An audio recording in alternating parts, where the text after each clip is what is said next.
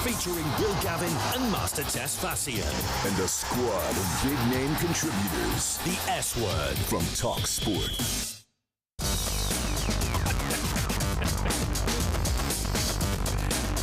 It is Friday, it is the S Word, it is talkSPORT. A very good morning to our friends across the other side of the pond. It's 8 a.m. Eastern, it's 1 p.m. here in the UK. I'm Will Gavin, this is Master Tess Fatsian, and we are bringing the energy on a Friday, baby. Happy Friday. I just taught the whole crew what Summer Friday is, so I hope we're bringing that Summer Friday energy, even though it's not for summer. He also tried a battered sausage for the first time today, so the cultural exchanges are absolutely off the chain We today. just debated about cheese for 15 minutes, which hopefully doesn't spill over in the next Oh, 2 it's hours. all coming in. Basically, we're not going to do a show about sport today. We're just Talk about food. talk about the cuisine of the World Cup. We have got a great show coming up. Saying that we got the FA Cup final to talk about. And then we keep forgetting it's the FA Cup final when we're trailing this show ahead, and maybe that's You speak French a now. real Oui. problem. Oui.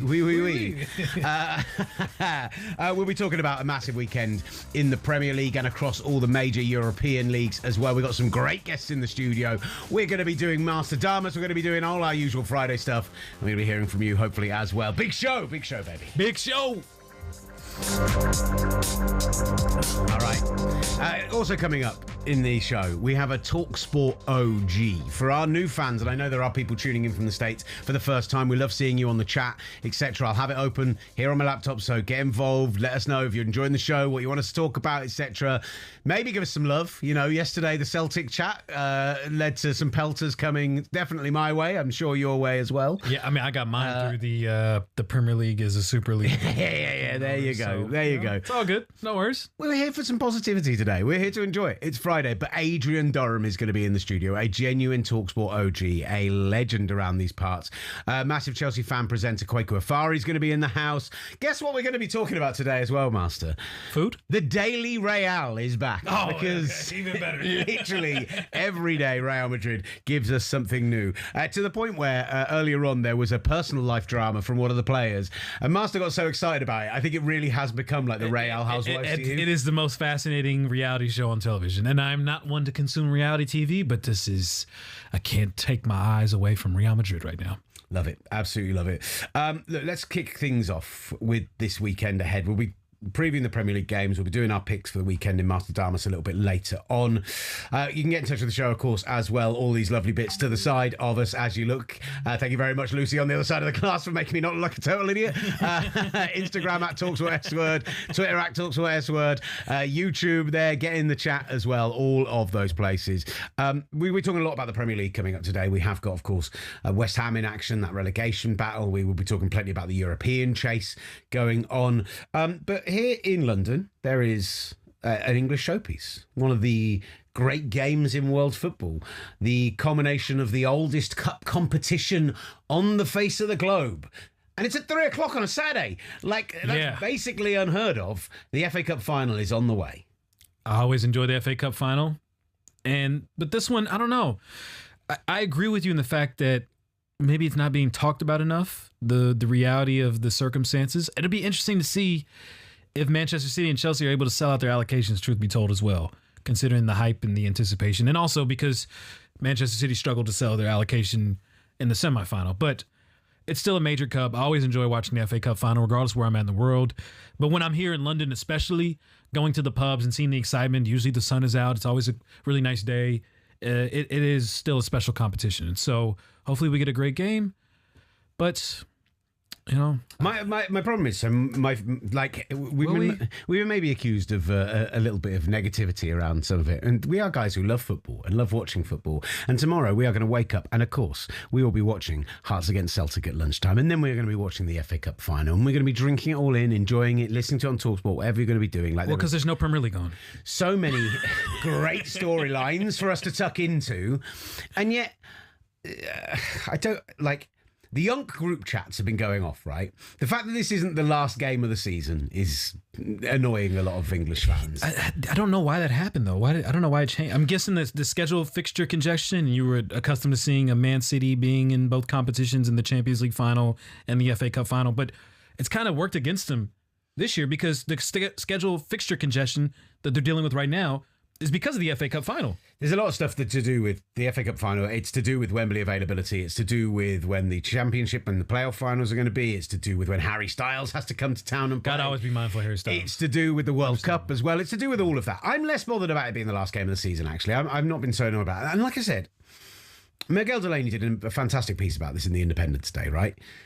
It's a 3:00 final on a Saturday involving the two most successful teams in England over the last 25 years.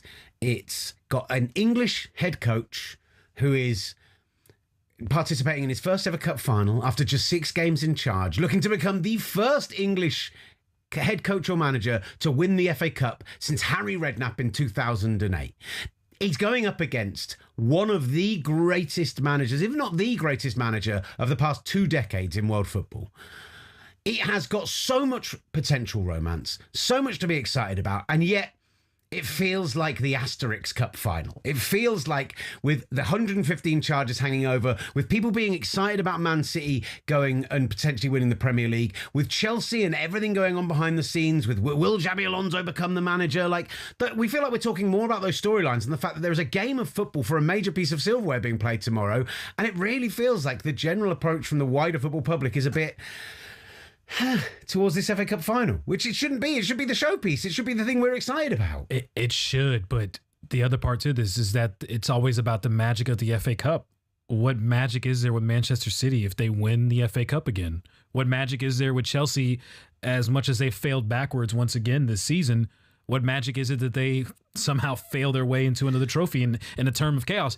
But for many years, Arsenal dominated. For many years, Man United dominated, and we were fine with it as long as it was pure and it was entertaining and it was, all played in the right spirit. But I feel like nobody is excited. You're never going to recapture Crystal Palace going to an FA Cup final for the first time in nearly 30 years last year. You're not going to You almost did with Leeds. I'm going to lie.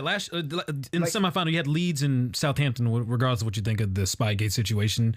Those two were great stories of them making it to the semi-final that could have culminated the same sentiment that we felt last year when Crystal Palace won. Yeah, exactly. So you're never going to be able to recreate that when you've got the juggernauts there, right? And you've got a final, Man City playing at Wembley again, people rolling their eyes and aren't necessarily excited about it. But it could be Pep's last piece of silverware. It could be the thing that kickstarts Chelsea's turnaround. It could be, like I say, an English manager winning it for the first time in nearly 20 years, and yet none of it feels like the usual. Normally, the day before the FA Cup final, I'm buzzing. I'm planning what I'm doing that morning. What am I going to do for breakfast? I used to watch it on TV, and I hate to sound like an old man romantic. Come on, Unc. But I used to get up, and the TV coverage started at 9 a.m. from Wembley and gave you 6 hours of build up to the final.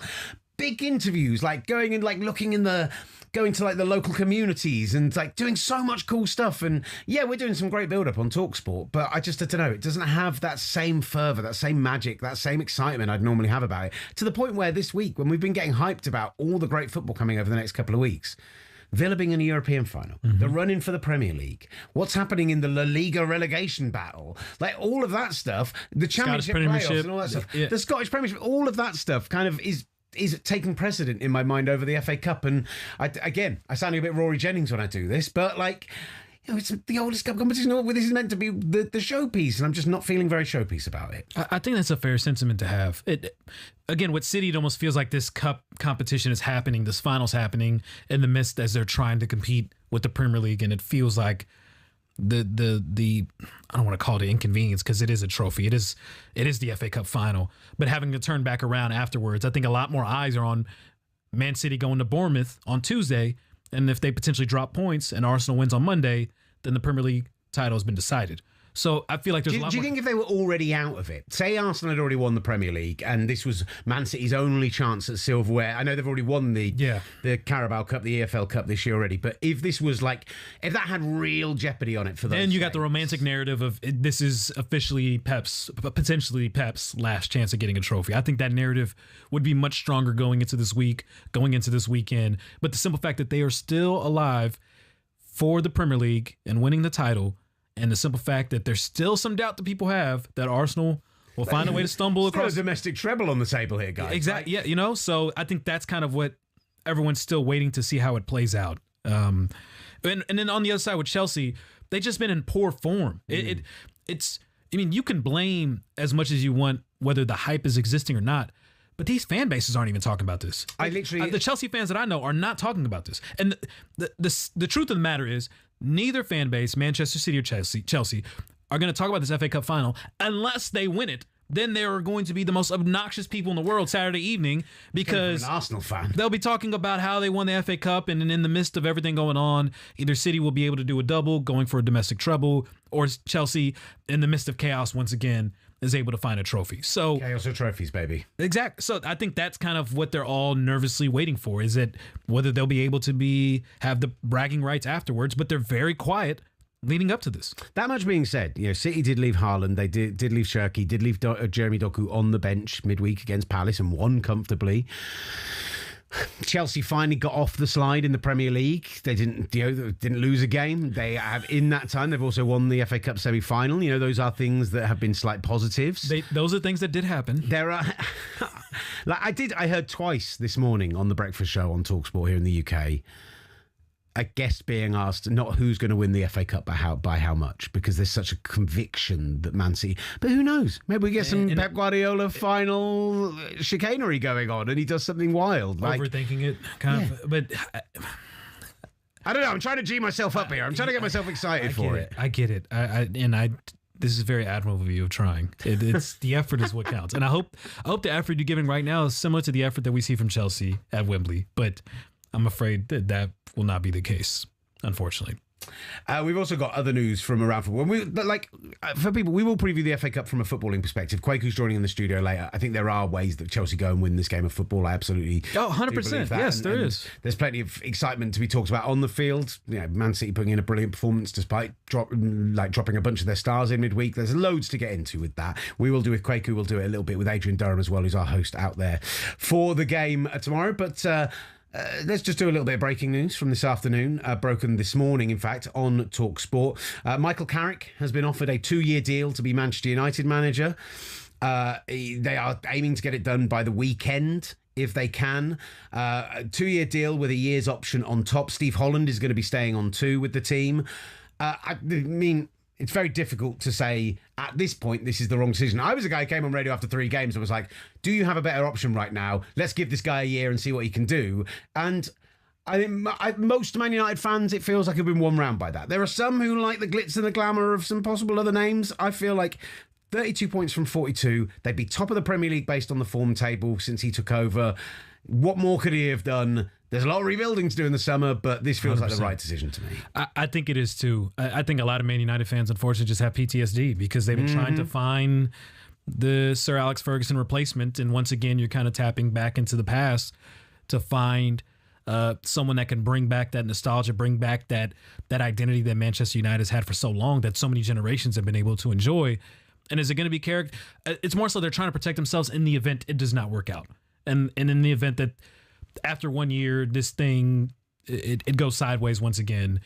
And this contract essentially is suggesting that Manchester United ownership is probably feeling the same way. We just said it was a 2-year deal with a 3rd-year option. Mm-hmm. So it's not like it's the longest leash that he will have. Next year is going to be crucial for Michael Carrick. This summer is going to be important in terms of who they bring in, what kind of depth they'll be able to have, what they'll be able to do to compete both in the Premier League and Champions League, which I know Flex says is not a big deal, but I think it still is. It's 2 competitions that you're participating in alongside with the FA Cup and the Carabao Cup, which they were knocked out of very early. So all of these factors go into play of whether they'll be able to have the proper depth to compete in 4 different competitions.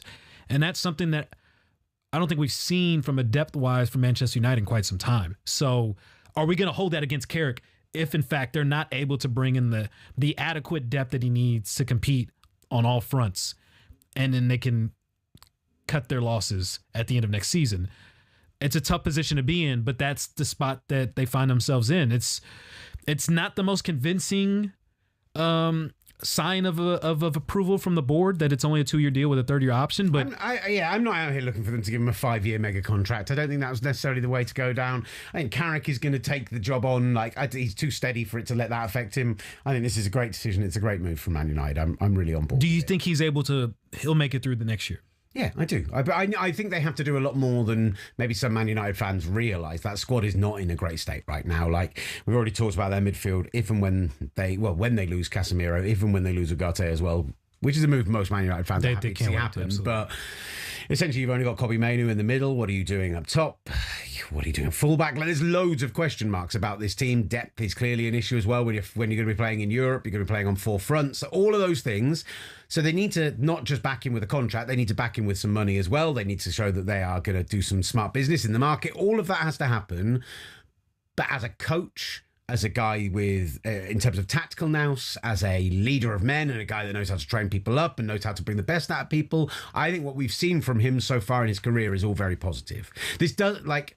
Do vibes create wins? And it has this year, yes, but is that something that is a model of consistency that will result in being able to bring Manchester United back to where they're at? And that is the biggest question I feel like that has to be answered. And I can understand the skepticism that you need more than vibes and if I had to make a direct comparison, right? If I had to make a comparison with somebody else who was left in a similar situation, right? Frank Lampard managed in the Championship, came close to getting Derby promoted, didn't get Derby promoted, ended up getting a chance at the Chelsea job, right? That's a very truncated version of that storyline, but basically that's the storyline. He went to Chelsea, and that was classic Chelsea of recent years, coming in, dealing with egos, 5 different manager squads, contracts all over the place, complete and utter mess, and he had to try and come in and figure it out and settle heads. And I don't think he did a bad job. He brought a lot of young players through, but he went into that second season and they just tanked after a really good first year, right? I wasn't sure he was ready for that job at the time. And I think it's great that he went back to the Championship, reset himself, did a brilliant job, sensational job. It really won me round. I wasn't convinced of Frank Lampard as a manager long term. And now has got Coventry back to the Premier League. Sensational. What a job he's done. Carrick, I feel differently about. I think the job that he did at Middlesbrough, considering the financial restraints of that club versus the other teams they were competing with at the top end of the Championship, considering the fact they kept selling their best players, particularly their star striker during that time, like, I think the expectations were unfair from what they expected from him, because he did get them into the playoffs and then drop back out again versus what he could actually achieve. It was an incredibly tough job, but I was very impressed with what he did there. I just think he's the kind of guy who's come in, he's already steadied the ship. He's already got, there's only 1 or 2 really guys there who you need to get on board. He seems to have those guys on board, the Bruno Fernandes, etc. of the world. It isn't like Chelsea, where if you lose that dressing room, you could really lose it. Yes, it's going to be interesting to see how he builds a team now. He's going to have some money and some backing, but I trust him to just be a bit more steady. I feel like he is ready for this. I really do feel. But do you need a steady arm, or do you need someone that can help elevate this? Because third place, I'm sorry, it's not good enough for Manchester United. If they qualify for the Champions League next season, if they qualify again, if they finish top 4 and they're pushing into latter stages of cups, maybe they reach final, maybe they win a domestic piece of silverware. But even if they're reaching semi-finals of cups and they finish top 4, I think that's a successful season for Man United. As long as they rebuild, as long as they're pushing forward, as long as they cut a load of that chaff and bring in some new talent. You've got to see progress on the pitch, but from a results perspective, I think top 4 is and maybe getting out of the group stage of the Champions League and getting into the latter stage of the Cups. That is a successful season as far as I'm concerned, based on what we've seen in the Amarim era. They sacked Erik ten Hag despite the fact that he won trophies. And that's, again, whether that precedent still exists now with the new vibes and the Michael Carrick sentiment that everyone has, I'm not sure, but that is a precedent that we have seen from Manchester United. So there has to be something that's elevated this year. If in fact they are going to spend big and they are going to invest in Carrick's project, as they tried to do with Ruben Amorim, as they tried to do with Erik ten Hag, with whatever resources they have, being able to make it the Champions League. If they're going to invest in this project, unfortunately the pressure is on for him to show some sort of results. And I think it has to be in some way a trophy, because if not, then there's more reason and subject for them to move on from him. And that's what this contract essentially tells me. How is it different from Mikel Arteta taking over Arsenal 6 years ago and the time that he was given and the time that he took to turn it around? That's a great question. I mean, I guess because the immediacy of yeah, like that wasn't the brief he was given. Why should that be the brief for Carrick? I agree. I mean, I think it's 2 different circumstances, 2 different situations. In terms of Arteta and getting him back to Champions League and what he was able to do, like it took some time. I agree with you. I think perhaps what Arsenal was dealing with is a bigger mess than what Manchester United is dealing with. I mean, Manchester United feels like a pretty big mess if you ask their fans, but it does. But they're still able to spin. They're still able to find ways to try and at least build within the project. Like, Arsenal's hamstrung because of the stadium, and I know that people want to use that excuse all the time, but it's the truth of the matter. And I feel like there's been more time distance in terms of the shadow Sir Alex Ferguson and compared to Arsene Wenger that United should be able to find I more think ways it's a really to, interesting comparison between. I think it's like maybe one we need to explore in more depth. But Adrian Durham is in the building, and so we need to get to the great man coming up on the S Word. Don't forget you can get in touch with us on all the usual social media channels. Get in the chat on YouTube as well. Adrian joins us in the studio up next. From kickoff to the full-time whistle, talkSPORT presents the S Word.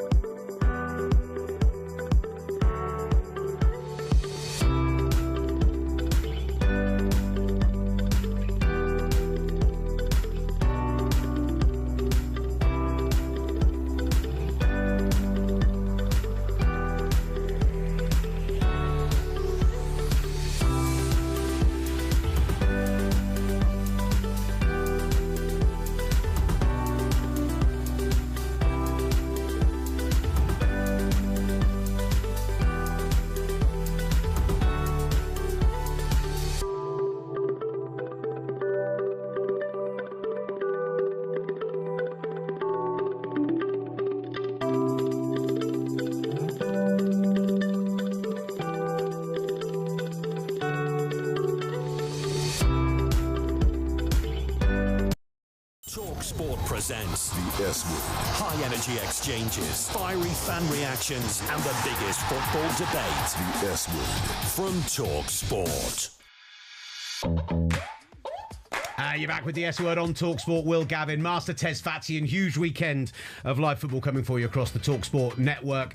Premier League, relegation Premier League, title deciders, and of course, the FA Cup tomorrow, live on talkSPORT. A 3 o'clock Saturday kickoff. An English manager could win it for the first time in 18 years. There is romance there. I just don't know. I'm not quite... In the pouring rain, I'm sure, too, right? Feeling it right now. Very possibly, very possibly.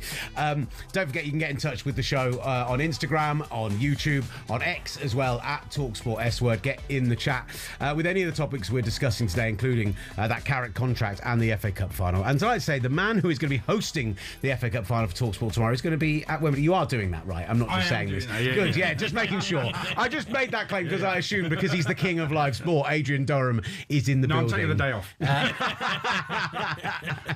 That's what I live for. It's a beautiful thing. Are you excited about tomorrow? Of course, it's the FA Cup final. I mean, I'm very, very excited about it. There's some dates at the end of the football season that I really love. The Championship playoff final is one of them. That is probably my favourite day of the whole football season. FA Cup final is definitely another one. So those two dates are nailed down in my diary from very early on. Is there any part, though, that you understand why there's maybe a little fatigue? Not the last game of the season. It's the two teams with the biggest asterisks next to them humanly possible. Everyone, I feel like this week we've been building up to a piece of silverware, and yet all we've talked about is City being in the Premier League title race and is Xabi Alonso going to be the Chelsea manager? Not one of them could win the oldest cup competition in existence. Hold on. I think you on this show have been talking about that penalty for Celtic. Never mind anything else. So yeah, no, I know what you're saying, and actually, I had a birthday this week. Okay, I'm not going to tell you how old, but I'm of that generation that believes the FA Cup final is a sacred day. Should be at the end of the season. Should be the last game of the season. You know, on TV all day, where you're in with the families and on the bus going in and all that sort of stuff. So, but I think that's a generational thing, a traditional thing, all of that. And actually, I'm okay with how things are. I've kind of come to terms with it because the Premier League is so huge now. The climax of the Premier League season, and we still don't know who's going to be champions. We're all hoping it's going to be Manchester City. What? Who's we? We're Who's we? all of us. No, we're not. We are praying that. Don't come here with that Arsenal hating narrative right Kyle now. Walker and 2 Burnley. minutes into the segment, I'm over here praising you. We did that. Steve McInerney was on yesterday, who said, "Who knows? Kyle Walker could score a screamer from 20 yards, and you hit the bar 5 times, and suddenly the title race is back on." He was talking like a Man City fanfic, and I just was not entertained that whatsoever. It's just a drama. It's not about hating Arsenal. It's just we want a bit of drama at the end of the You season. want the drama? I'm sorry, it's going to be anticlimactic. What about if Burnley beat Arsenal and then Bournemouth beat Man City? Now that's drama. That is drama, but it's not going to happen. I live in reality. I love to live in reality, and it's not. Your drama's going to come to an end on Tuesday. Do you want some worrying to do before? I do not actually. That is a very because that's not a question we ask in America. I think Scott Parker has left some good players that he didn't use properly, and I think Mike Jackson is actually using them way better. And Did you just watch the biopic? Is that the inspiration? you thinking that just beat it? Is that what you're I'm not saying it's going to be a thriller, but what I am saying is that he's got some good players that probably shouldn't have been, might have finished bottom 3, but probably shouldn't have been relegated as easily as they were. And I think they could do a little bit of damage. Listen, Arsenal should beat them. There's no question about it.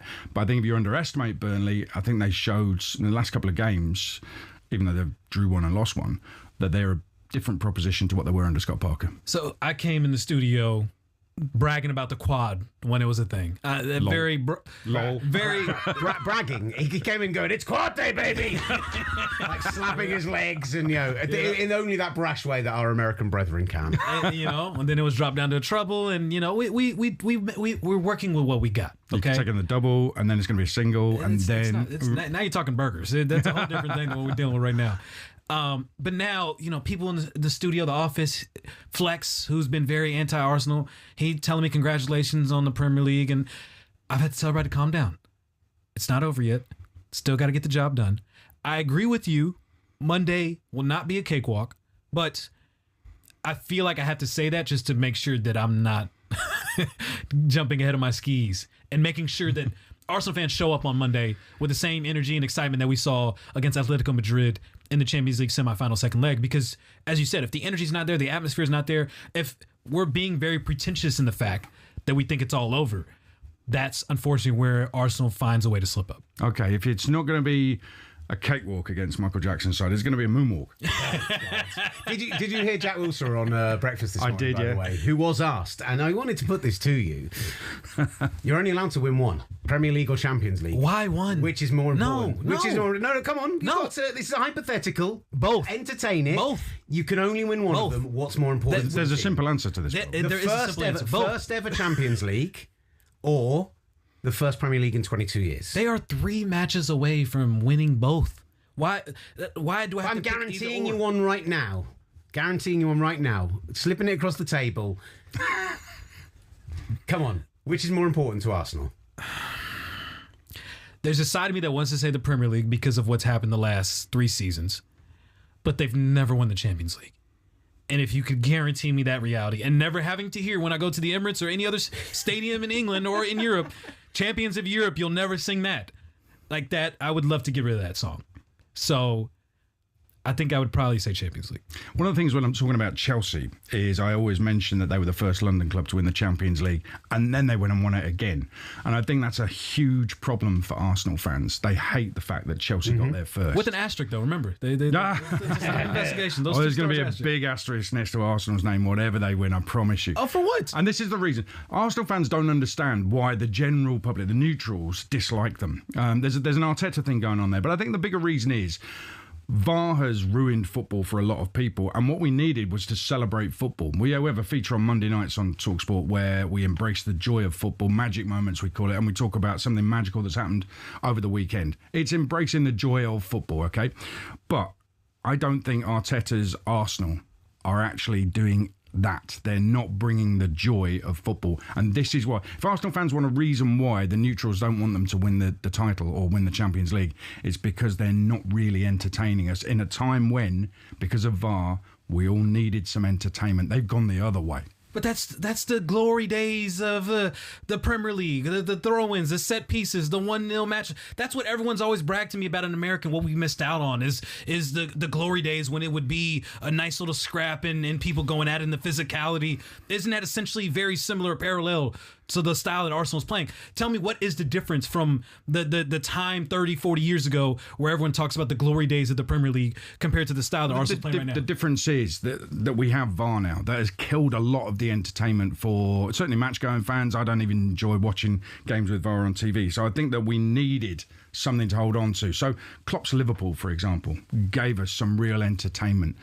There might be some who don't like Pep City and the way they play, but others really enjoy how they do it. They're a tendency who give you moments, if not 90 minutes of greatness. Whereas Arsenal's title, if they should go on and win it, is built on essentially fouling people and it is. It's just rubbish, really. It's built on the best defense in England. It's built on the best defense in Europe. And the fact of the matter is, if they were healthy, if Saka was healthy, we've seen the difference that Saka's made over the last couple of weeks. We would not be talking about Arsenal in terms of them being boring Arsenal, 1-0 to the Arsenal. They would be a team that we've seen over the last couple of years that plays an open style of play, that can score goals and can batter teams as they did against Fulham. And that's exactly what this team can do when they are healthy. Unfortunately, they have been, the second most injured team in the Premier League behind Spurs. So we haven't seen Arsenal to its full extent. But now we are. Now we're starting to see that. Yes, there still is a striker they need to add. There still is a left winger they need to add this summer. I'm not saying it's the greatest attack in Europe, nor the greatest attack in England, but it is an attack that is top 5 in Europe in goals scored. It's become a very underrated attack in terms of their ability to score goals because of the injuries and because how great defensively they are, which no one else can compare. Yeah, no one else in Europe can compare defensively to what Arsenal can do. There's a lot of cope in all of this as well, though, because... What's the cope? What time of league? We're in the Champions League final. If we look at what happened with VAR in Scotland 2 days ago, we came on and we went, well, at a time when Scottish football is getting more eyes on it and more excitement about it amongst neutrals, amongst non-Scottish football fans than any other time in the last 25, 30 years, we are having to deal with something like this. And do you know what a lot of the Celtic fans said to me? Well, actually, it makes the game more exciting on Saturday, so how you're talking out both sides of your mouth. Like, come on. That's not the kind of excitement I want. I want to be... We're enduring Arsenal. And listen, the Arsenal fans, you lot will always have a different view because it's your club, and I get that at all. And it's your club. You don't mind how they win. And Arsenal, after 22 years without the title and never winning the Champions League, they don't care how they win. And I get that totally. But I'm telling you, from a neutral point of view, Arsenal fans who don't understand why they're disliked, this is why they're disliked. Oh, don't trust. I'm a Dallas Cowboys fan too. So listen here. I'm okay with being disliked. It is innate in my nature. But it makes this whole journey even more enjoyable because when everyone else is crying about the VAR situations or us holding in the box or the style of play that we play, I just drink your tears all day long. It's like a nice gray London day. There's nothing but tears dropping down, and I am just putting out a bucket out and just drinking all of the sadness that people feel because Arsenal's thriving. And unfortunately, it causes the other fan bases to look themselves in the mirror and realize and address the issues that they have within their own club, which is things that Chelsea finally need to do. Their fans need to finally do that. They're watching more Arsenal games than they are watching Chelsea matches. Say that much. Manchester City can't even fill out their whole stadium. By the way, which Arsenal couldn't for years. Yeah, absolutely. In a title race. Potentially not a Pep's race, final is it? season. It's done. And this is why they didn't turn up, actually, in midweek, the City fans. It's because they know what's going to happen. They don't want to be part of it. They don't want to see their team. And imagine they'd lost. That's basically it. Imagine they'd lost to Crystal Palace. They'd be watching their team gift the title to Arsenal. But that's the part about being a fan. You're supporting. Win or lose a draw, you don't control the outcome. All you control is your support. And City did not show up to support their team. This is the Arsenal fan telling us this. And at the same time, I can talk about how much I've hated watching Arsenal all year. But if this summer we played that same horrible, grossy football in the heat of the USA, and Thomas Tuchel leads us to the promised land, then it's coming home, master. It's coming home, baby. I want them to win the Champions League now because it gives us 4 more Champions League winners in the England squad. I've changed my mind on it entirely now. 3 lions on the shirt. Is Jules Rimet still gleaming? Oh yeah, baby. Oh yeah, baby. Yes, it is. Look, the ultimate bottlers, by the way.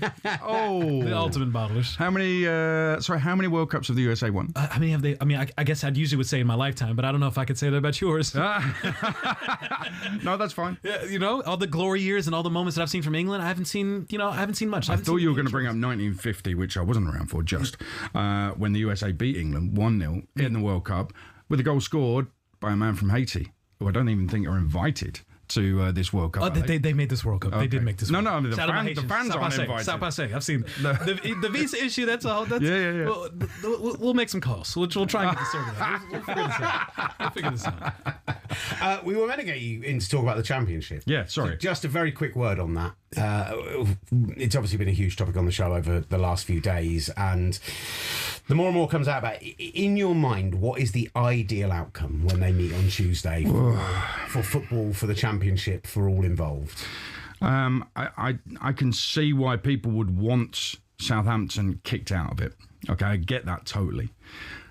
But to me, that feels a little bit harsh. And then I see Kim Hellberg's press conference, and he's genuinely emotional about it. And I don't think he's turning on those waterworks to try and persuade people. My only issue with kicking Southampton out of it is, yes, they've done wrong, but has it materially affected the outcome? You can't say for certain that it hasn't. But when I watched that first leg, Middlesbrough dominated, couldn't score a goal. And that's what Middlesbrough have done for the last 3 or 4 months. Mm-hmm. They've dominated games, created loads of chances, been unable to put the ball in the back of the net. That's why they've fallen out of automatic contention, got themselves into the playoffs. So I'm thinking it would be just too much if Southampton were kicked out of it. But actually, I think there should be a points deduction for Southampton that is applied this season that would take them out of the top 6. And by default, that means that Middlesbrough make the playoff final. I know there will be a lot of legal repercussions from this, but that was there's a lot of to-ing and fro-ing and what's right, what's wrong. But actually, I think the proper punishment is a points deduction that would take them out, say a 10-point deduction, takes them out of the playoff zone. How that affects other teams who might have got in the playoffs, they might be thinking Wrexham suddenly getting involved. That's been my whole thing all week, is that at the end of the day, I want football decided on the pitch. And if we'd found this out in April or March and they'd had a points deduction and we'd had a different 4 teams in the playoffs and we'd seen 2 semi-finals and a final which were played between teams who hadn't spied on each other, then great. But there is another we're in the position we are in now. And I really feel Kieran Maguire came on and spoke about this week. We've seen for the first time with Leicester City the 2 leagues working together on a punishment, which was a big difference from what we've seen in the past. I do not see the Premier League saying, we'll accept Southampton, but they're going to start the season on minus 15 points. Well, they don't want that. The competitive spirit of the Premier League, that wouldn't be helpful at all, I don't think. No. The other thing I would say is, I don't know if you've seen that footage of the Saints skipper, Taylor Harwood-Bellis, doing the binocular. Yeah, absolutely. And he was the guy who got in Luke Ayling's ear. Apparently, but the fact that he did the binoculars thing shows me that they're not taking it seriously. He should be banned from the Championship playoff final. That should retrospectively happen for that very thing. He should be banned from it. That's your captain of your club. That's a representative of your club who's not taking that incident seriously. So he should be nowhere near Wembley Stadium. I would say that. You talk about how this match is your favorite moment of the season. To see it, all this controversy clouding over this beautiful moment that you enjoy at the end of every year. How does that make you feel, knowing that we're not truly enjoying the spectacle that is the richest game in football? I love a a story, a news story, and this is a news story. So I'm kind of, the journalistic side of me is thinking, wow, this is fantastic. What a build it just adds more to that whole scenario. But then I think about just how dirty it is that Saints allegedly sent someone all the way up there to spy on Middlesbrough. And it just feels so wrong. Why can't you just go and win the thing by your own quality, your own brains, your own football knowledge, rather than having to spy on them? And it does feel feels a bit dirty. To answer your question, it feels a little bit wrong. It feels very wrong, actually. But it adds to the drama of that situation. We have a situation in the next 10 or so days where Hearts could overcome everything of the recent days and go and win at Parkhead and win the title, first team to do it in 41 years. Where Hull could win the Championship playoff final if it's played and the villain get sunk at the last moment. And where Arsenal could win 0 trophies this season and collapse out of everything, lose to PSG, lose to Man City, and just, everyone goes home. The hero wins and then we can go on to the World Cup. We're the hero in this story. We are. You're the hero in your story. We're the hero in this story. Globally, just think how happy everyone would be. Everyone. Yeah, the big thing, not you. The big thing that's levelled at Arsenal fans is that they are deluded, and here we have the personification of delusion right here. I will drink a bucket of your tears after the Premier League title's been decided and after the double's done. But happy belated birthday. I'm gonna bathe in your tears when they win nothing. That's why Adrian doesn't have headphones in, so you're playing in Happy Birthday, the Call of the Game, and he has no idea it's happening. So everyone on YouTube's enjoying it, and I'm not sure the dancing was going to be better if he could have heard the music. And anyway. I've hit 30 years old. It's amazing. It's unbelievable. So you don't remember any England titles. It's crazy. It's great to know. It's true. I don't. Thank you so much, Adrian, for joining us. The brilliant Adrian Durham joining us on the S Word. So great. Kwaku Afaru's in the studio coming up shortly. We'll talk about the actual football of the FA Cup final, and we'll look forward to a huge weekend in the Premier League as well. Big name reaction from both sides of the pond. The S Word From talkSPORT.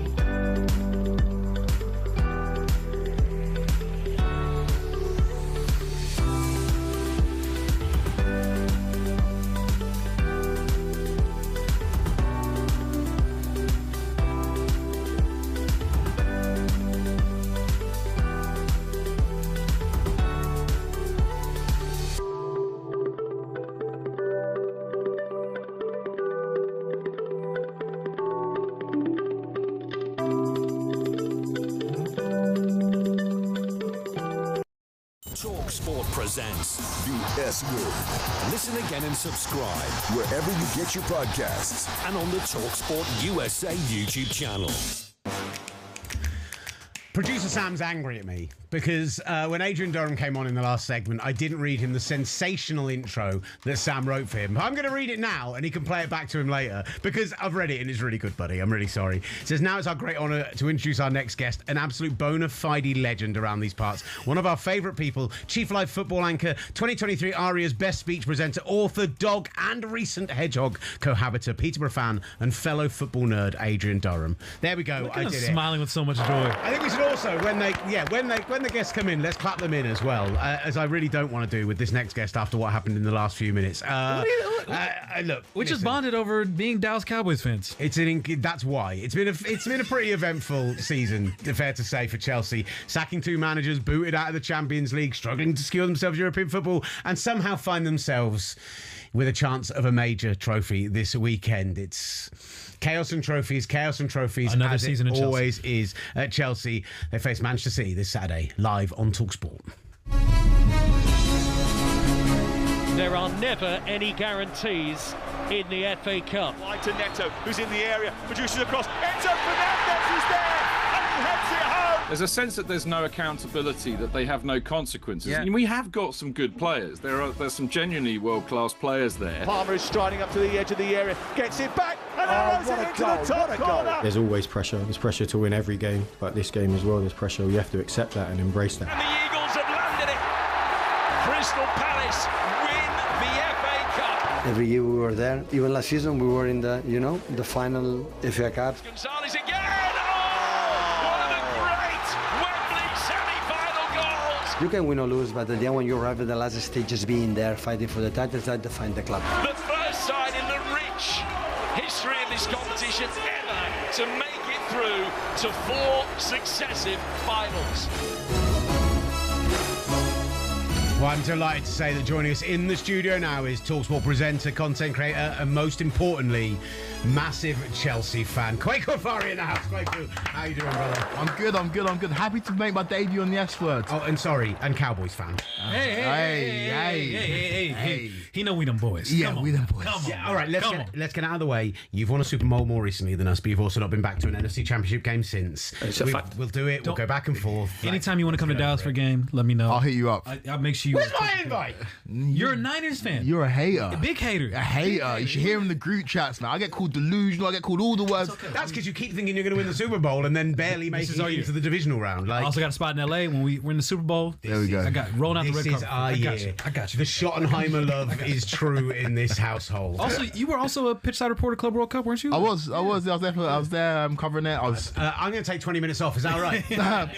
Watching my team be crowned world champions. It was an amazing experience. That's all the coverage. You were doing tremendous. I was also a pitchside reporter for a smaller team, but I love what you did there. Big fan of your work. So Thank you, man. It's great to have you on the show. Likewise. Sorry, when Take away. when most people walk out of the studios here, it's just a manufactured joke. So We just kept talking. We didn't even notice. sensational. Look, I've been bemoaning to an extent my excitement about the FA Cup final this weekend, just because after the magic of Crystal Palace last year, it's like it's back on a Saturday. It's 3:00. There's things the old football, purist in me should be super excited about it, and I don't know. All week we've talked about Chelsea, who the next manager's going to be, the turmoil in the Premier League. Man City's been all about, are they still in the title race?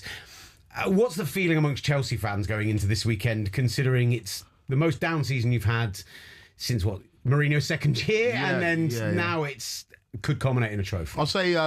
I'd say Clear Lake's first full season of the club, where we finished 12th, was probably the worst recent season. This season's not doing too much better. Obviously, we've got the solace of the FA Cup, but the general feeling around Chelsea fans is this is the finale, and the 2 league games after that we couldn't care less about, even though one of them is against Spurs. And I feel like there's a general malaise, there's a general mistrust towards the board, and I agree with your sentiment as well, Will, where it's the FA Cup should be a finale, right? In my head, it should be the end of the season, the FA Cup, and then European Cup final. But the fact that the FA Cup is being played and there's still 2 more league games to be played, it takes away that sense of occasion. Man City have got their eyes on a bigger prize in the Premier League, and so it diminishes the FA Cup. And so when we talk about the loss of magic of the Cup, it's because of reasons like this. Yes, it's on Saturday. Yes, it's at 3 p.m. But there's a Premier League game the following day. There's a Premier League game on Tuesday. And so for me, as a Chelsea fan, it takes away the sense of occasion. But what I will acknowledge is that this is an opportunity to paper over the cracks. This has been a disaster of a season. Some of the results in recent weeks and months has been unacceptable. There's going to be a protest before the game at Wembley, on Wembley Way. There's going to be a protest before the game against Spurs, or during the game against Spurs. But nothing can kind of detract from the magic of winning the trophy. And so if Chelsea do lift silverware this weekend, Chelsea fans will be ecstatic. It's funny because Callum McFarlane should be a great fairy tale story. Yes. 6 games, managing in his first cup final, going up against the best to do it post Alex Ferguson. Like, there is so much to in theory love about that, and yet there's still this kind of overwhelming sense. Should he probably be there? Yeah, there's a sense of it's not nepotism in the sense of the true sense of the word, but it feels like it, right? Like, who does he know? Why is he in the job? He was coaching the under-21s. He was coaching the youth team, and now he finds himself in the Chelsea hot seat for an FA Cup final. I think the fact that the odds shortened when Chelsea sacked Rosenior and brought in McFarlane tells you where we were at under Rosenior. Yeah. And so I think he's done an okay job since he's come in his first stint as Chelsea interim boss. He actually got a draw against City at the Etihad. And so he's done okay considering the tools he's been given to play with. But I look at this Chelsea team, and they can rise to a big occasion, but this is a Man City team that are extremely strong, are going for the treble. And on that massive pitch at Wembley, I think Chelsea are going to really struggle. Well, he's probably the only Chelsea fan that knows any of their past results, because every Chelsea fan that I know in my group chats, whether it's here in the UK, whether it's in America, when Chelsea's on, I'm having to give them the lineups. Yeah. They are absolutely silent. In fact, he just said they don't care about the last 2 games. They don't. They haven't cared about the season for quite some time now. One of those games, in theory, they could have been relegating Tottenham, and now Tottenham could stay up by getting points at Stamford Bridge. That should be a game that, as much as the FA Cup final is a huge thing, that Chelsea fans should definitely care about. And yet they care more about Arsenal. I see them watch the Arsenal hate watch within Chelsea. It's much stronger than the love they have for Chelsea right now. I don't know if that's just my own sentiment, or are you sensing that as well? I feel like the sentiment across the league, right? And we're talking about Arsenal again, but I've kind of gone the opposite way with it in terms of course, I do not want to see Arsenal succeed or win anything, but the hate's got too much. The weekend when people were saying it wasn't found right, it objectively was. So there is a sentiment of like everybody wanting to laugh at Arsenal, and the only solace you can take from the season that's been disastrous for most teams in the league, barring Arsenal, is them not winning anything. But for Chelsea, I feel like most of our anger is directed towards the board, and there is now a unified feeling amongst Chelsea fans that we want these guys out of the football club unless you're going to drastically change things. And so as much as the hate for Arsenal is there, I feel like Chelsea fans have got their eyes on a bigger prize, quote unquote, and that's changing the football club or changing the people at the top of the football club, because it's not working. Is that going to happen though? I mean, it's what you've got. How many sporting directors do you have? Five or six that are involved in the decision making. Obviously, you've got an American older than Todd Bowley that likes to also put his fingers on some of the projects and some of the concepts. So as American sports fans, those guys should go down with the ship. Like, it's the GM thing. Like, it's just, there's no way that 5, but they're still there, and they're part of this process of whoever the next manager will be. Yes, similar to the deal that De Zerbi did when he came in at Spurs. If he keeps him up, he's got a strong say in the sporting director next season. I feel like Xabi Alonso's currently the favourite for the Chelsea job. I think he will get the job, and I think part of the conditions, because he comes with a reputation, he comes with a bit of credit in the bank. He will not sign on that dotted line unless he gets a say of the people above him. And so I think things will change. I think you saw it in the statement from Chelsea when they sacked Rosenior. The final statement was, or the final sentence was, we're going to embark on a period of self-reflection. And they need to hold up a mirror to themselves. That's the most American final line of a press release ever. What does that mean? It means nothing. It means it's cafe gratitude. It's nonsense. Because is it really going to happen? Or then you just end up going to Areola or another one of these options? Because is Xabi Alonso truly going to get that clause where he gets to choose who his sporting director will be? I don't think you get to choose. I think you'll have a say. What I will say is, I'll point to your football club. I remember 5-6 years ago, Arsenal fans storming the streets of North London protesting Kroenke's out, KSE out, right? And what really kind of changed things for Arsenal was not qualifying for the Champions League for numerous seasons. That really hit their pockets. That shocked them. Obviously, Chelsea are going to be out of the Champions League for just the season, I think. I think next season we'll finish in the top 4. But I think that will really shock these owners. And I feel like that will trigger a change. And if Arsenal can change, I think Chelsea can change. I think that's a big shout to claim you're going to be top 4 next season. Yeah. I think Man City bouncing back. I think Arsenal should be back, still in contention. Man United, in theory, in this rebuild, but have been very good this year. Like top 4 is not... There's no guarantee with your current squad. Premier League is top 5. Let's be honest. Like, I don't want to assume things with the coefficient. There is that. The amount of money that's in this league. Like top 6 maybe this year. You have to keep assuming that it's going to be at least 5 teams getting and I'm assuming it's top 5 for next season. So... correct my previous statement, qualifying for the Champions League. What I will say is you can look at history recently in the Premier League. Newcastle, anytime they haven't got European football, what happens? They qualify for the Champions League. Man United finished 15th last season. Not when the Europa League was a godsend, and now they're 3rd in the Premier League. I think Spurs win the Europa League and qualify for Europe, it killed them. It killed them. They had 10 extra games, and they're now fighting a relegation battle. I think juggling, playing Tuesdays, Wednesdays, and then Saturdays, Sundays, or whatever it is difficult. You've got a squad of about 150 players. You should be able to juggle that better than anyone else. £1 billion. Yeah, but not full of quality, guys. Not full of quality. £1 billion mid-table that also this Aries management loan that you guys have as well. It feels like a ticking time bomb. Like it, from what I understand, the only way to get out of this debt-filled club that you guys have become now is to build a new stadium, which a lot of Chelsea fans are not on board with. Or win.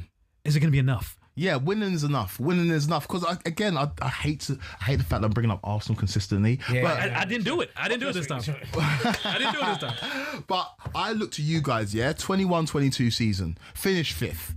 And it wasn't a great end to the season. You probably should have finished in the top 4, but you finished 5th.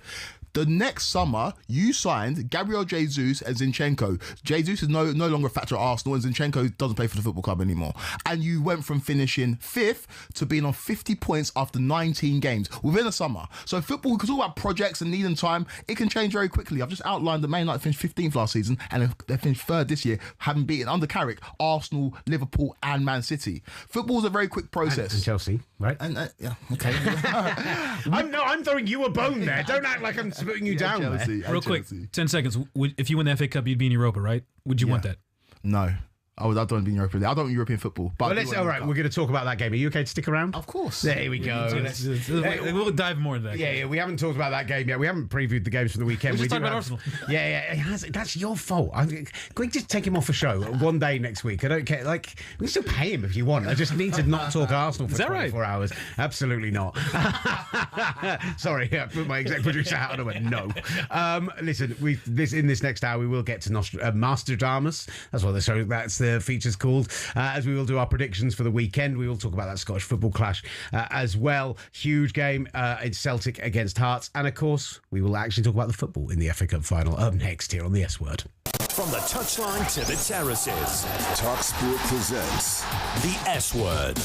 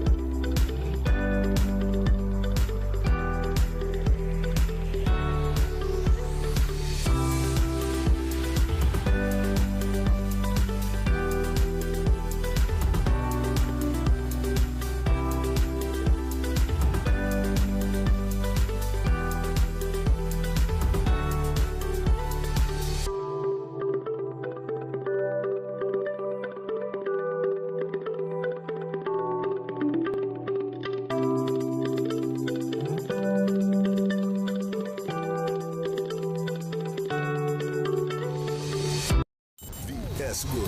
Featuring Will Gavin and Master Tess Fassian. And a squad of big name contributors. The S Word. From talkSPORT. It's featuring Will Gavin, featuring Master Tess Fatsian, and right now featuring Kwaku Afari in the studio, as well as we bring you build up to a massive weekend of football. I'm going to figure out which camera I'm looking at eventually, I promise. A massive weekend of football in the Premier League, in the FA Cup, across Europe, across the world. So much for us to get into in this final hour. We will do our predictions for the weekend in Master Damas. We'll preview a bunch of those Premier League games. But we need still talk. We still need to talk about what's happening in the FA Cup on the pitch, because there's got to be some hope, Kwaku. As a Chelsea fan, as a... No. Let's put that like... Yeah, sorry, do you want that? Yeah, that is... Do you know what it is? You have zero hope that you, with 90 minutes, 11 men against 11 men on the field, a team of players that cost £1 billion, that you can't go out there, that you can't find a way to match their midfield, to play a low block, to hit them on the counter. Play some ugly Arsenal football. Yeah. It's fine for 90 minutes if you win a trophy. I've got bad experiences at Wembley recently. Chelsea have lost 3 FA Cup finals in a row.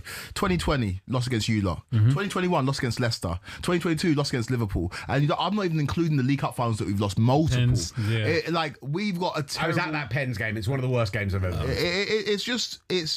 Again, Chelsea used to have an incredible record at Wembley, right? Won the first FA Cup back at the new Wembley, won the last one at the old Wembley. Like, we used to love going to Wembley, but this is just not a happy hunting ground for Chelsea right now.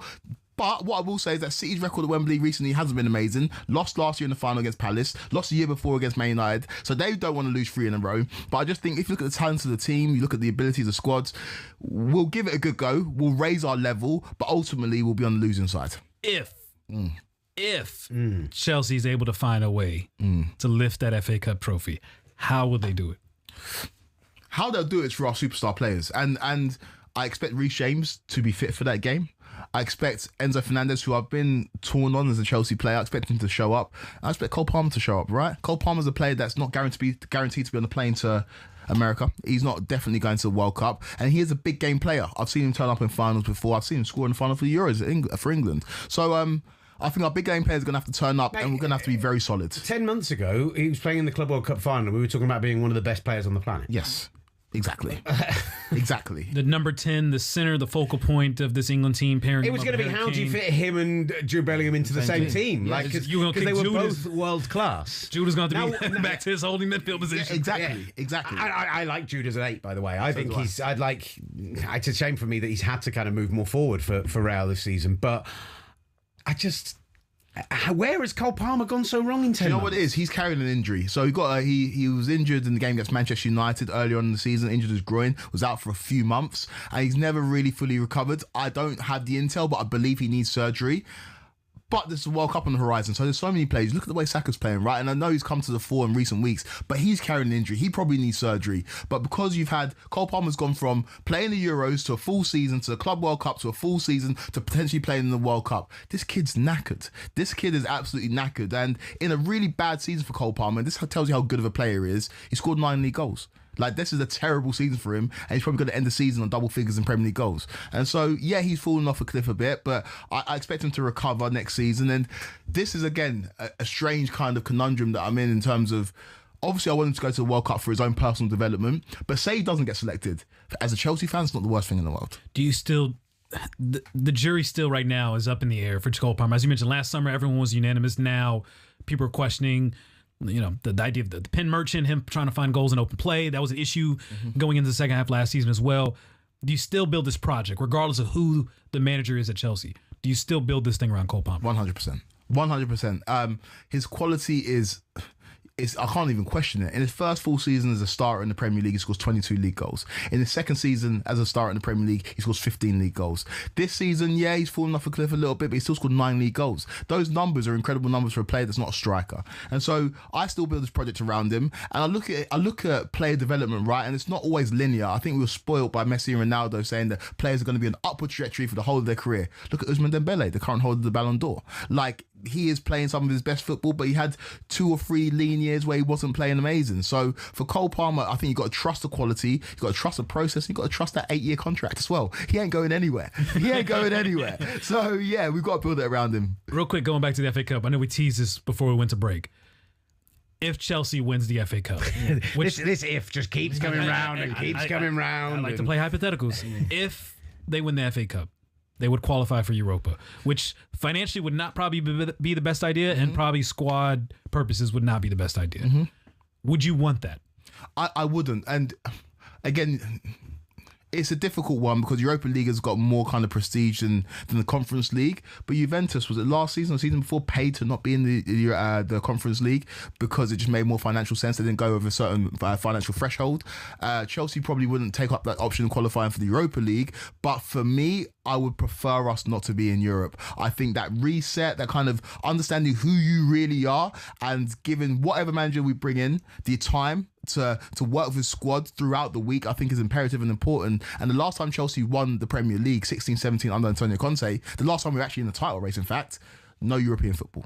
And we went on to do special things that season. So to answer your question, no, I don't want European football next season. There you go. Crazy conundrum, not rooting for your team at Wembley, but also kind of rooting for... I know. The thing is, when the game starts, I'm going to be rooting for my team. I just don't love the European qualification. We don't deserve Europe. We've been moribund. But what if you win the FA Cup and then actually you take an incredibly sensible approach of, right, we focus on the Premier League, and in Europe we basically play what Arsenal will play in the early rounds of the EFL Cup. Yeah. Like if you just go full under 23s team, like we did that in Conference League last season and we won it. So yeah, I wouldn't mind that approach, but it's still travelling. The manager still has to go. The squad still has to. A lot of players still have to travel.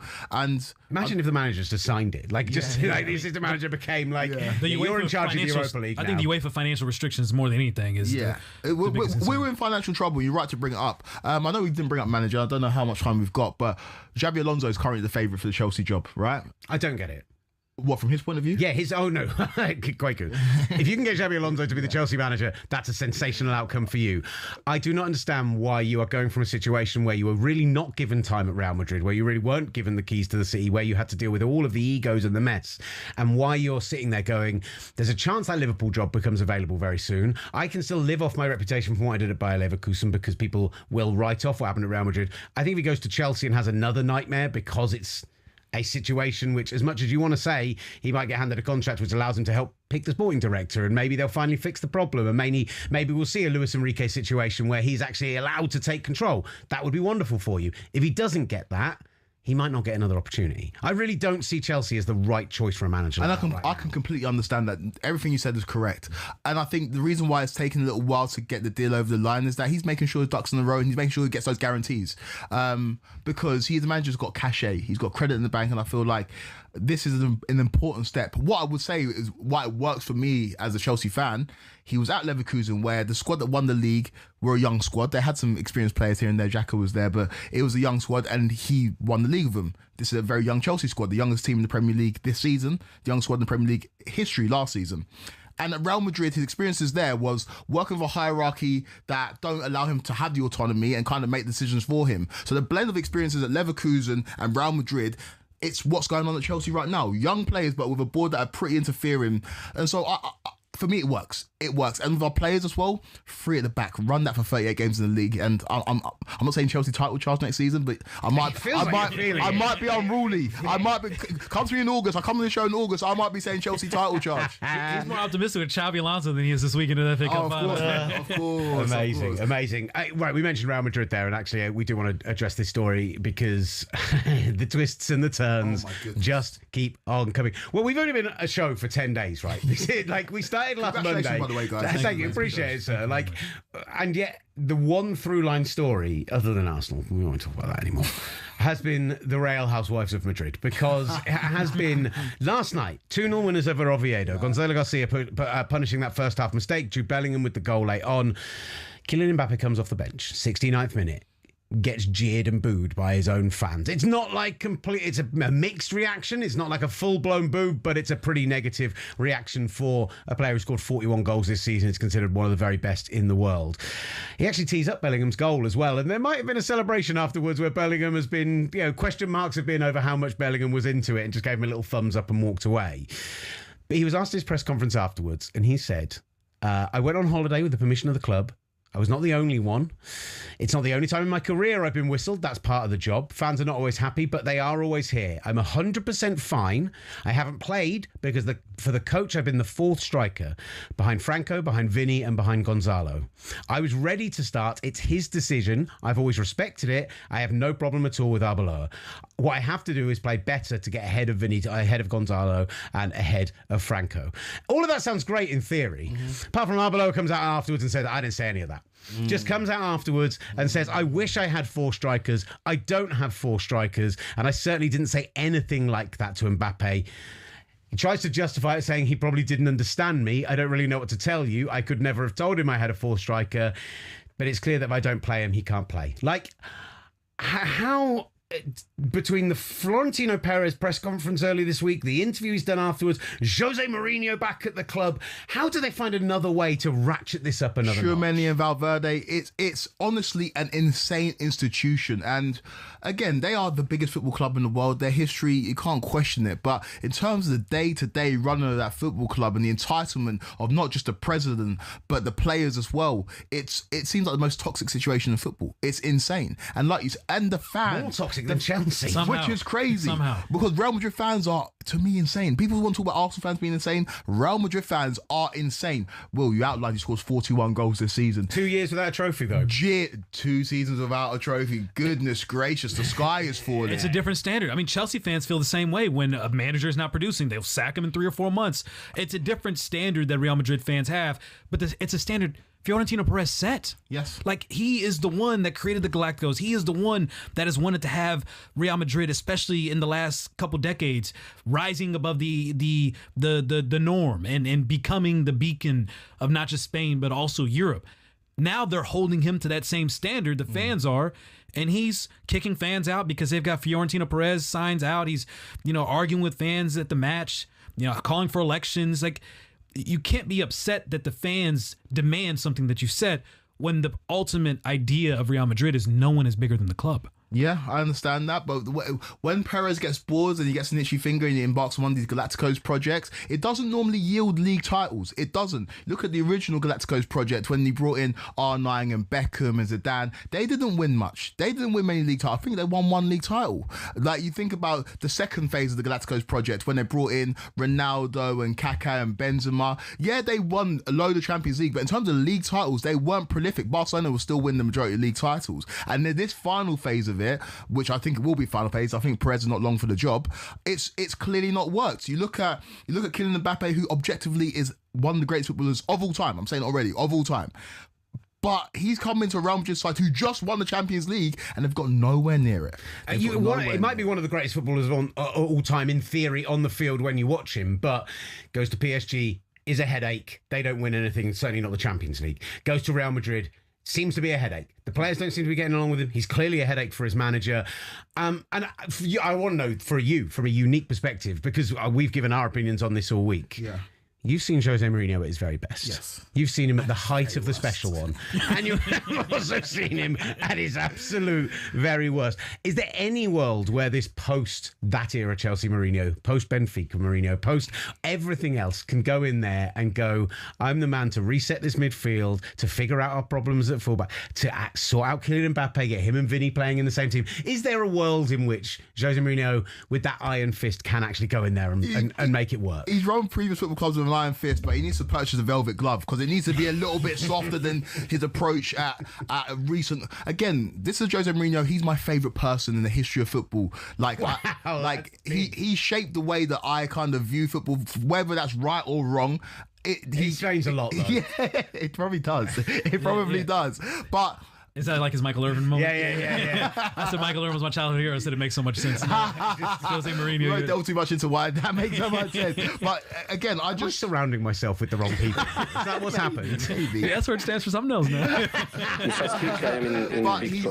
This stage, Jose Mourinho, with the issues that Benfica had with Vinicius Jr., the kind of autocratic nature of his management style, I don't see it working. These guys need a laissez-faire manager that's going to sit back and let them do them, but also interfere interfere and intervene when he has to, a la Ancelotti, a la Zidane. Mourinho's not that. Ancelotti just signed till 2030 with Brazil. I know you think that the English are obsessed with Luis Enrique, but I'm citing him I'm citing him not as the manager, but I'm citing him as the situation that he went into at PSG, which is that was as colossal of a mess it could possibly be, post Pochettino, post everything else.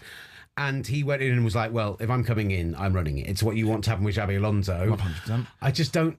They need a guy who can come in and do that, but also be able to communicate with other human beings without needing them to think that he's a god. And I feel like Jose Mourinho is not that guy. Exactly. But here's the thing. And you were at the Club World Cup. So Xabi Alonso comes on, and the sentiment from Real Madrid fans is we got to put Vinny in check. I don't know if that's sentiment from the fans, from the board. That was like the common unanimous idea. Xabi Alonso has to come in and keep Vinny in check to get the best out of him. And he went with that disciplinarian, you talk about the iron fist perspective, instead of taking the velvet gloves that we saw Carlo Ancelotti use with Vinny Jr. and getting the best out of him. Xabi came in with that mindset, and it quickly backfired on him because Vinny Jr. had the respect of everyone in the locker room outside of maybe Mbappe, give or take. And we saw once he turned on Vinny in that El Clasico moment where he took him off, despite Vinny playing a brilliant match and his frustrations that he had there, everything went downhill from there. And so I thought the part that you mentioned about Jose Mourinho needing the velvet gloves, you have to build that relationship with Vinny. Yes. Once you get Vinny on board, whoever the next manager is Real Madrid, I think everything else will fall in line. But you also know about player power better than anyone else 100%. because as much as this is Real Madrid are maybe the best global example of this, there is no team more at fault of it than Chelsea from a perspective of if a worm starts to turn against a manager, if you get that dressing room go against you, and it doesn't matter if it was Terry and Lampard and all those guys then, and it doesn't matter if it's been in the last 5 years. Liam Rossini. Yeah. but exactly, Liam Rossini lost them before he had them. Like you invoked the name of Luis Enrique, and it's real interesting what's gone on at PSG, and it's been almost a referendum of his time there. He's been incredibly successful. But remember PSG in the group phase last year, they lost to you guys. Dembele was dropped for that game because he was late to training. And the PSG players allegedly pulled him aside and said, we think that was a little bit too harsh. And he softened his approach and became more democratic, and he's got to tune out these players. And what you've seen as well is that Vinny getting annoyed because he's been substituted. Dembele in the semi-final of the Champions League second leg was substituted in the 65th minute. The Ballon d'Or holder, and he didn't say boo. He tapped his teammates on the back, and he was happy to deal with it. That's what you need to get to at football club. And I think Jose Mourinho's style doesn't allow him to kind of build that relationship with players. And so if the game requires Vinny to be substituted in the 65th minute, what's Vinny going to do? He's going to throw a tantrum. Same as Mbappe. Jose Mourinho hasn't got a management style to maybe adapt and assess the situation and react accordingly. And it's going to be an unmitigated disaster. Jose Mourinho's us versus the world mentality that he loves to fester in teams doesn't work when it's us versus the world, but also against each other. And that is absolutely what Real Madrid. It's us versus the world, then it's a certain number of players, and it ends up being me versus everyone else. It's going to be a disaster. I love Jose, but at this stage in his career, I think it's more of a reflection on Real Madrid that they're going back to Jose Mourinho than it is on him. He's going to take the job, of course, but the fact that he's there for a second stint, I don't understand it. Real quick, 10 seconds. Is there any manager that can save this problem? The Real Madrid problem? I think Zidane's he's headed for the France job after the World Cup, but Zidane could come in and do that job. He immediately garners respect in the dressing room, got that laissez-faire kind of hands-off approach, but also is a great tactical manager. He showed it in his second stint when he won the league title with them in a very different way to the three-peat of Champions League. But someone available, Jurgen Klopp, Deschamps, who can... Jurgen Klopp, stay away from that. Jurgen Klopp, I've got my own opinions of Jurgen Klopp. You portrayed yourself to be the man of the people, and then you took that dodgy job at Red Bull, and then you're going to go to Real Madrid. I don't think it aligns with the brand. I think stay away from that job, Jurgen Klopp, personally. We love your brand, though. Yeah, I love the brand. Your brand is strong. Your brand is strong. Just stay away from the Real Madrid job, personally. Quaku's brand is strong. Oh, my job. My brand. Oh, yeah, I'll take that. Thank you for coming on. I appreciate you, man. I appreciate you. I want to get more into that Jurgen Klopp conversation. Quaker is getting back in studio because we are getting into that at some point. That's some spicy off-season content for you with the S word. Quaker, thank you so much, brother. Brilliant Quaker Fire. We go and follow him everywhere that he is because he is sensational. You can actually, when our show's finished at 3 o'clock, power down YouTube, wait for our clips to go up, and pop over to talkSPORT 2 and go and listen to him on the social, because he's absolutely sensational. Myself and Master are going to be here for another 40 minutes or so, though. And coming up across that time, we are going to be looking forward to the action in the Premier League. We'll be predicting the FA Cup final. We're talking the Scottish Premiership as well. Hearts Celtic, Master Damas on the way. And there are a few teams who are already languishing, who are already slapping on that suntan lotion, got the sunnies on. Ibiza time, baby. Maybe on the beach a little. The S Word with Will Gavin and Master Tesfacion from talkSPORT.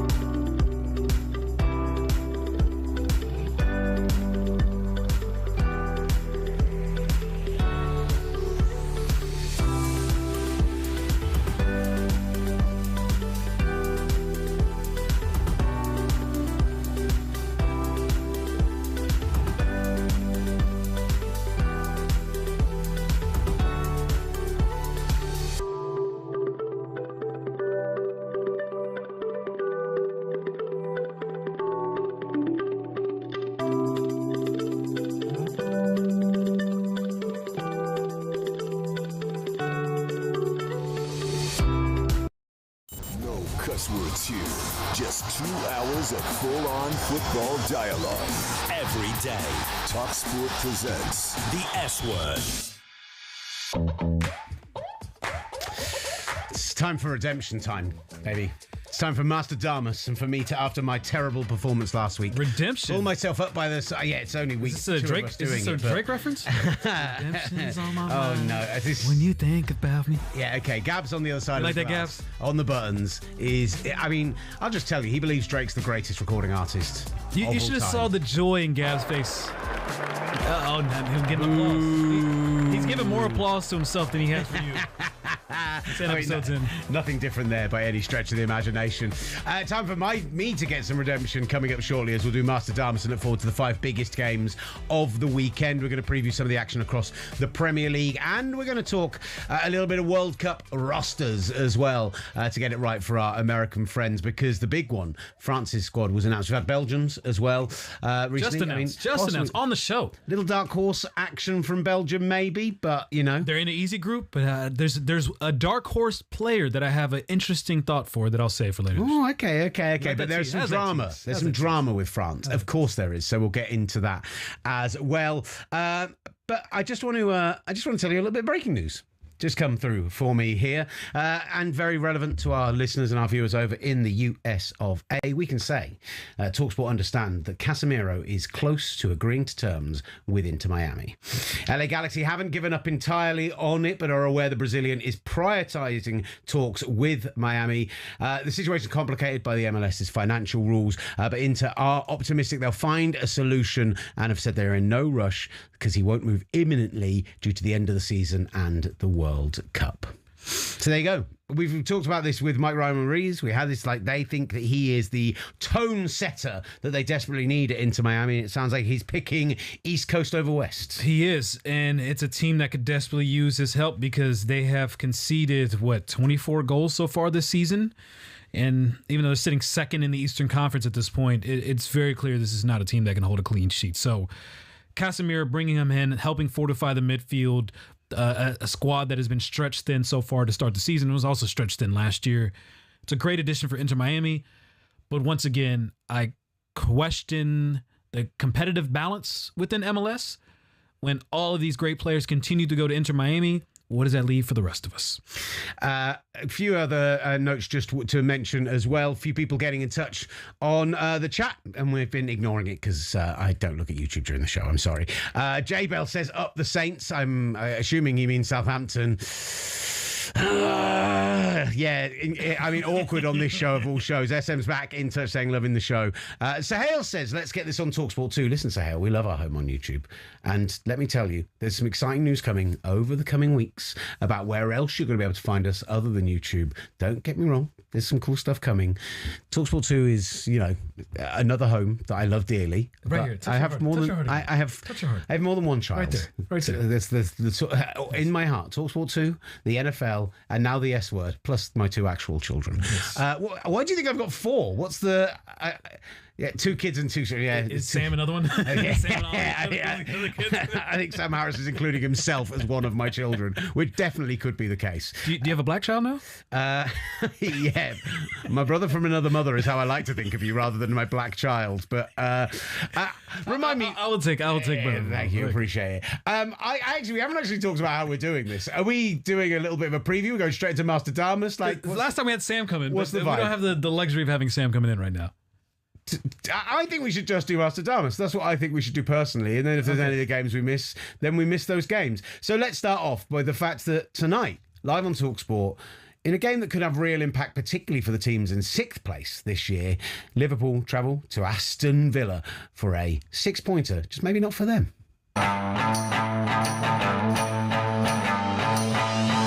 Finished here at Turf Moor. Burnley 2, Aston Villa 2. They're not performing in the Premier League. Defensively, very poor. There's a lot to play for Bournemouth and Brighton, and Aston Villa and Liverpool both still probably need one more win. We expected at the beginning to finish the season in the top 5.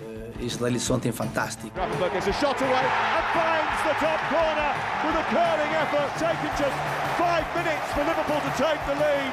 And they've done so in stunning style. In away games against teams where we usually don't drop points, and that has this season happened far too many times after playing in Europe, and that's one of the reasons why we have not qualified yet.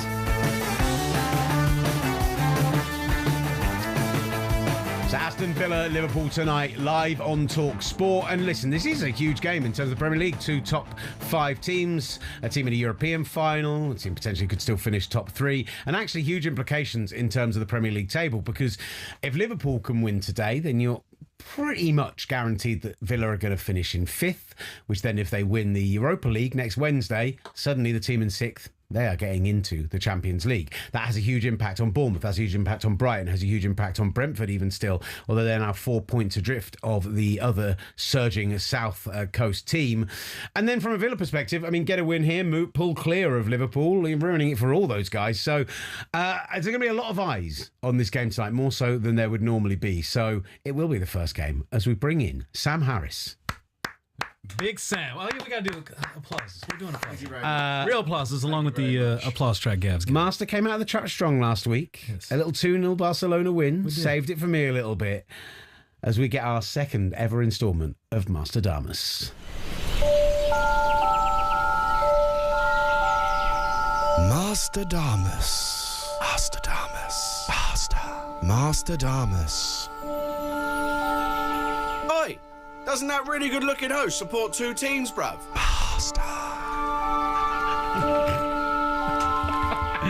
Who made that? I only have one team. Sorry, you didn't mean me. Sam Harris is in the house. Sam, how are you, brother? I'm very well. So I got in nice and early today to create that jingle. And I had a He'd couple been bigging it up all day long, and what I didn't expect was that he was going to just praise his own looks. I didn't know that either. It sounded like a Simpsons Halloween episode theme track. It's kind of what I was going for. It was a pretty poor start for you last week, Will. All right, mate. But you saved it. Master went out the trap strong, to be fair, as you mentioned. You got the correct score for one of them, and that can save you this week, Will. So don't be too downhearted. It's the first week. We're doing this for the whole World Cup. We're doing it every day. You don't want to let him get too far ahead. Yeah. It's 6-3 as it stands. I'm not sweating it. You're not? It's an Arsenal fan over here. He'll give up a lead like nobody's business. Well, we'll start with the big game tonight, as you just mentioned before we came to Master Damas. Liverpool travelling down to Aston Villa. Master, as a leader, you can go first. How do you see this game going? This one's going to be interesting. Going to Villa, a team that hasn't really brought the strongest of results as of late. Only one win in their last 5. Liverpool hasn't looked great either. But Salah's supposed to be coming back in a couple minutes. I think Isak's trying to get in World Cup form as well. I think Liverpool find a way. I'll go 2-1 Liverpool. William? I was kind of feeling a Liverpool win as well, and I'll tell you for why, because I feel like it's the Unai Emery prioritising the Europa League thing, right? And as much as they've been gifted the fact that they are playing on Friday, a rarity that the Premier League actually adapts to allowing a team some success in Europe. And I do feel like we'll see some rotation, and we saw what happened last time. We saw some rotation from this Villa team. But it's fair to say that whilst not already guaranteed Champions League football yet, whilst not guaranteed 4th place yet, there's a little bit of a feeling that Arne Slot's boys are on the beach. Yeah, that's what I'm concerned about. I know.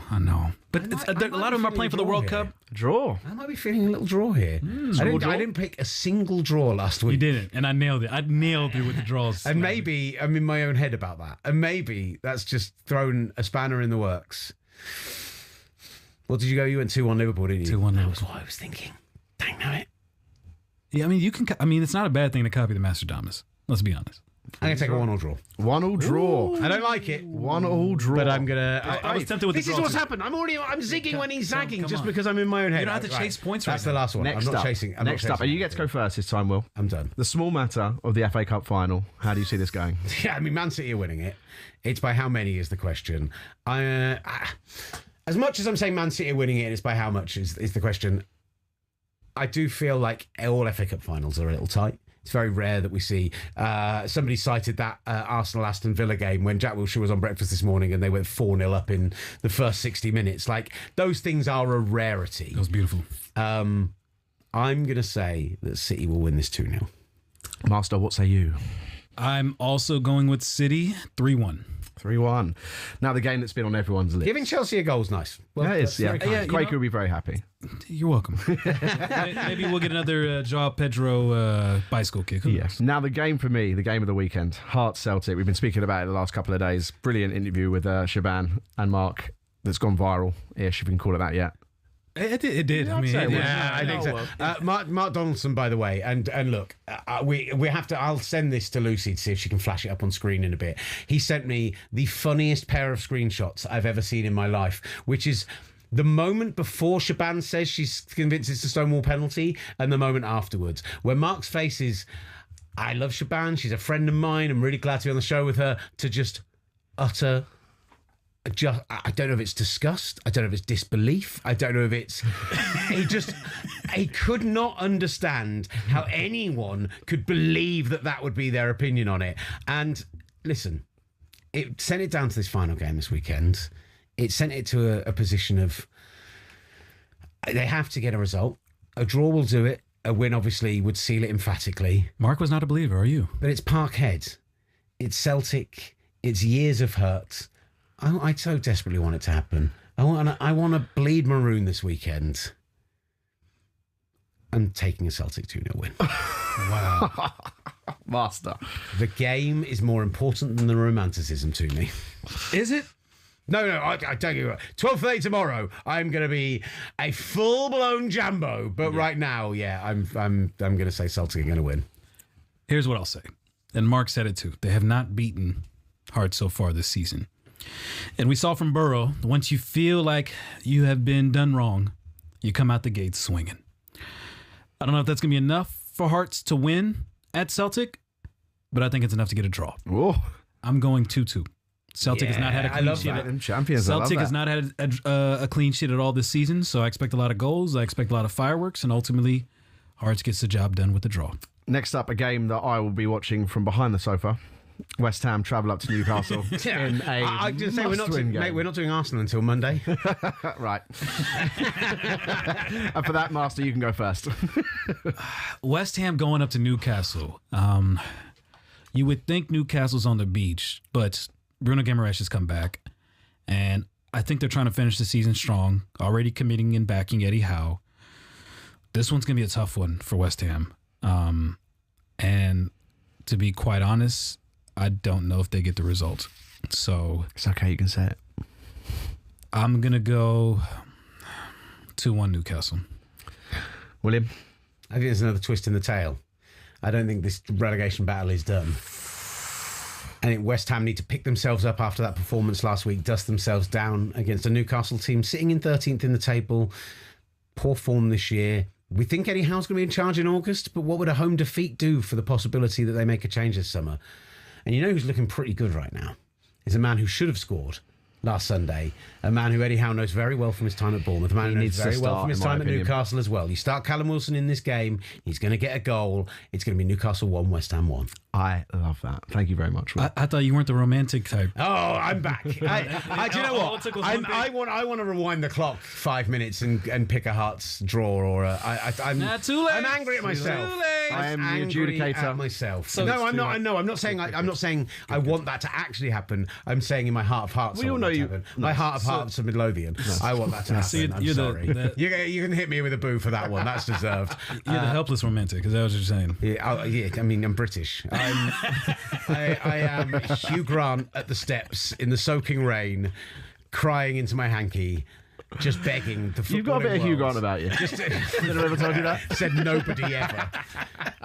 Just begging the footballing gods to deliver me just one crumb of solace this weekend, and that can come in the form of Hearts winning this SPL. It could come in the form of a West Ham draw. It could come in the form of Arsenal a lucky lady on Monday night. At the Cinderella, the shoe fits. Cinderella comes in with a 1-1 draw. Right, let's wrap this up with the fifth game. There's a couple to choose from, and we've decided to go with Leeds Brighton. Brighton is still vying for European football. Do you reckon they're going to get something from this, Will? I think Leeds put in a surprisingly solid performance at Tottenham, considering they had just had a really great run of results, but they were going against a Tottenham team who are just collapsed like a flower in a cupboard at home. Brighton have to win this game if they're going to have a chance at Champions League football, and they're already going to know the result from Friday night when they do. If Liverpool get a result against Villa, they're going to go into this knowing that a win could put them in really good stead with Bournemouth having to play City on Tuesday night. Everyone's really excited about Bournemouth City being the possibility of where Man City drop points. It's like, I say Arsenal fans are excited, everyone else is sitting around making predictions about like that's where they think the title's going to be won and lost, right? I think you look at that and say, City are going to have to win if they want to win the Premier League. I expect Bournemouth to at least drop points there. We could get Champions League football on the South Coast. Hustler has done a sensational job this year. They're going to go to Leeds, who are more on the beach than the team that are based there, and they're going to go and get themselves a victory. I'm going 2-0 Brighton. Master, finish us off. I love the form that Brighton's in right now. I called it, and I told you Leeds would put up a good performance. And they did. But I agree with you. Despite the fact that this will be the last home game that they have this season, it'll be a nice celebration for the fans, knowing that they're safe and they can enjoy this. The players will get to enjoy this. But Brighton's out for something more. And then, despite the fact that Matoma injured his hamstring, will not be available for this one, I still think the quality that Brighton has, the depth that they have, it'll be a fun game. I think it's going to be an open game. I think it'll be a lot of fun for the neutral. But ultimately, Brighton pulls away. I feel like it's redundant, but I'll go on another 2-1 here. Because the other part I'm concerned, you got Calvert-Lewin, who's trying to fight to make it to England, and he's had a great season as well. I think he'll be up for it, and I think other players on Leeds will be up for it. They have some good depth, so even some of the reserves that come in, if there is rotation, they'll come in, they'll put in a good fight. It's going to be a good game to watch. I think it'll be a good game for the neutral. I hope so. It's a weird weekend, right? Yeah. West Ham is obviously the most significant game in the either relegation or the title race, right? The two things that we're paying close attention to. If Villa win tonight, then the Brighton game, the Brentford game, the Bournemouth game, all happening this weekend. I know Bournemouth's Tuesday, but you know what I mean. All suddenly become maybe not redundant, but pretty close to. So we need some fun this weekend. Yeah, we do. The FA Cup final needs to be a better game than an FA Cup final might normally be between the Asterix FCs, right? We need some. if Hearts are not going to deliver us joy on Saturday lunchtime, and come on the Jambos, then we are gonna we're gonna find joy somewhere, and it's got to be in the quality of football. I think this game delivers better quality of football. Well, good luck to you both, gentlemen. I'll see you next Friday. Thank you, you handsome, two-team loving. Be careful with the next word. Son of a gun. That's the S word I was looking for. Master Damas, I mean, you should get involved in that on the chat. Thanks to Dom, who gets in touch, says how much he's enjoying the show. We'd love to get your opinion on any of the topics that we are covering in today's show. So you can get in touch with us on all the wonderful locations there, doing my full Hulk Hogan, at talkSPORT S Word, on Instagram, on X, and on YouTube as well. We've had a fun show already with the legend that's Adrian Durham joining us in the studio, but the legend that's Kwaku Afaro joining us in the studio as well. So we'll have some clips and some content coming up from those. But we'll round things off. We might touch on a bit more from the weekend, but first and foremost, those World Cup rosters are starting to ping out. England's next week. We wait on the US at some point, but controversy with France. I'm not having that. Go to the break. Go to the break. Bringing all the biggest football debates stateside. The S Word from talkSPORT.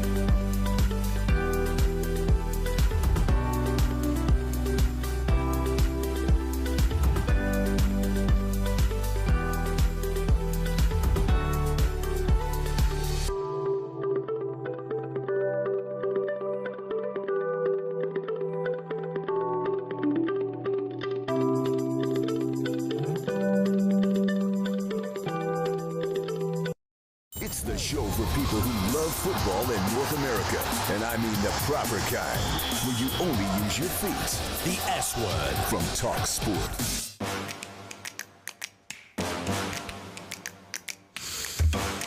All right, last bit of the show of the week.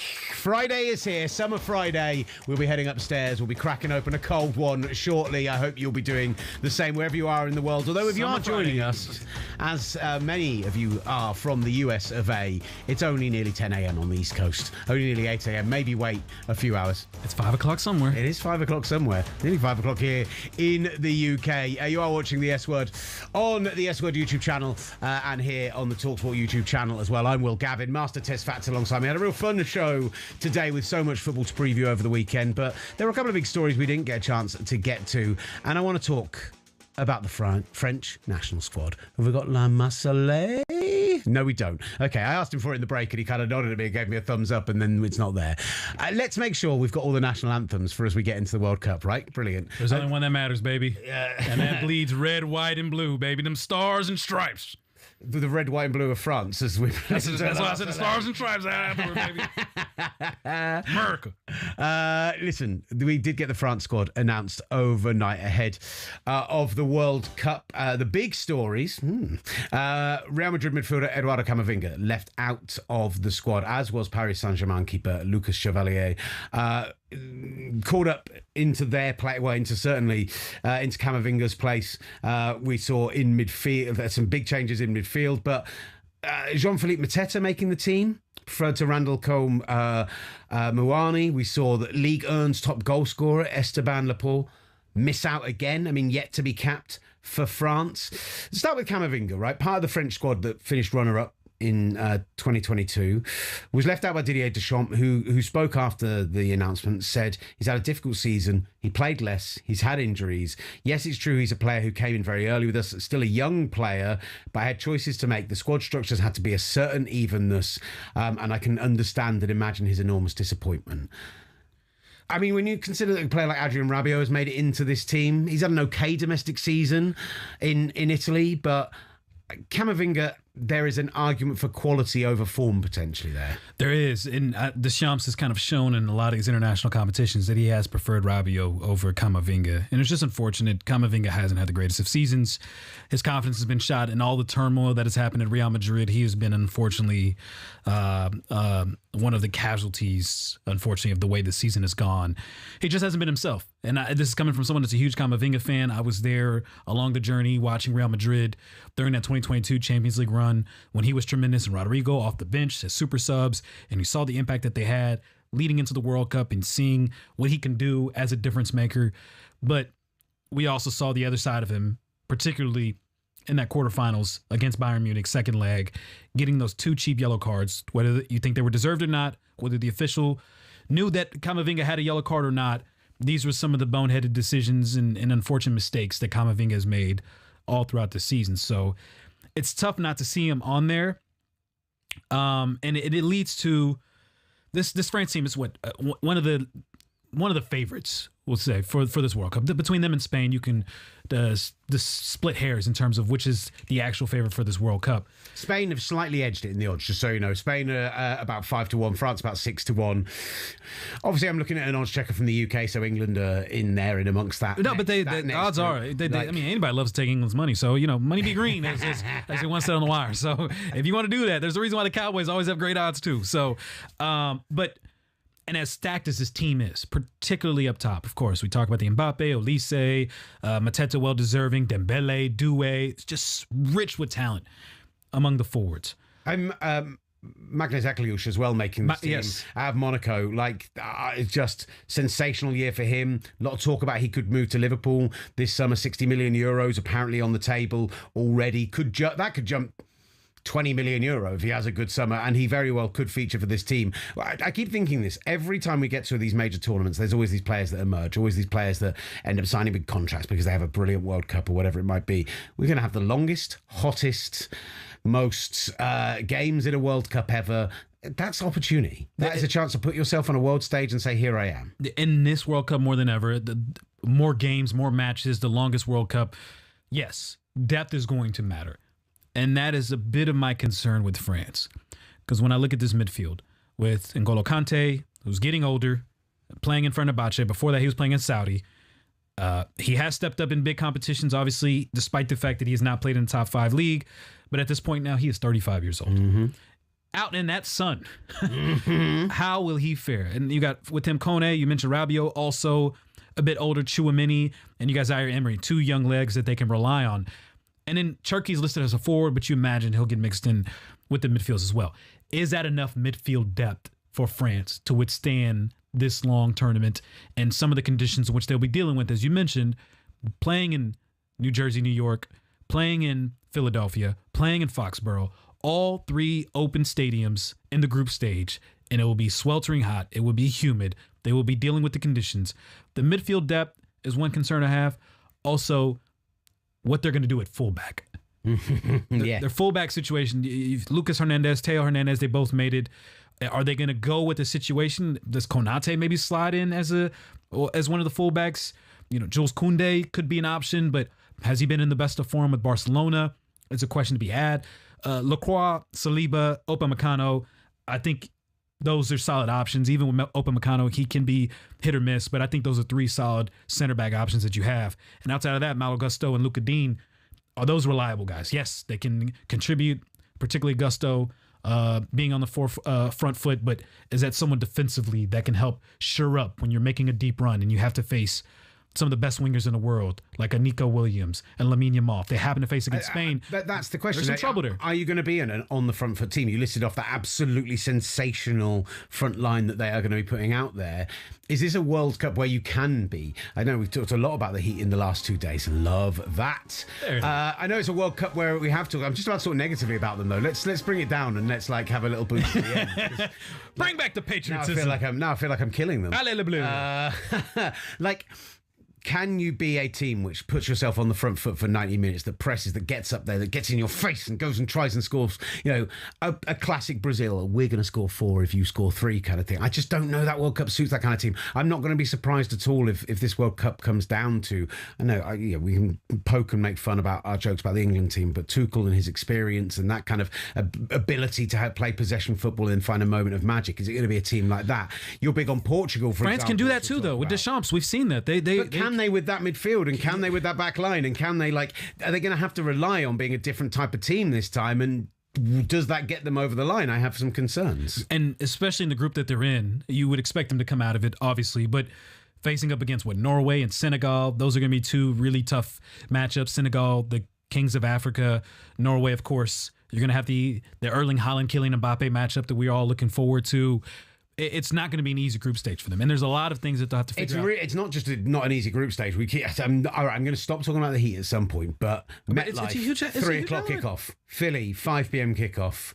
Foxborough, 3 o'clock kickoff. In that sweaty, humid northeast, those are going to be 3 really rough games. I think people think about Miami and they think about the heat. People think about Mexico City and they think about the heat. But those are rough stadiums to play in. They are outdoors. They are exposed. They are not designed for summer sports, and they are, I think, going to be tough. Really, really tough. I'm right there with you, and I don't want to discount the 4th group nation in the group.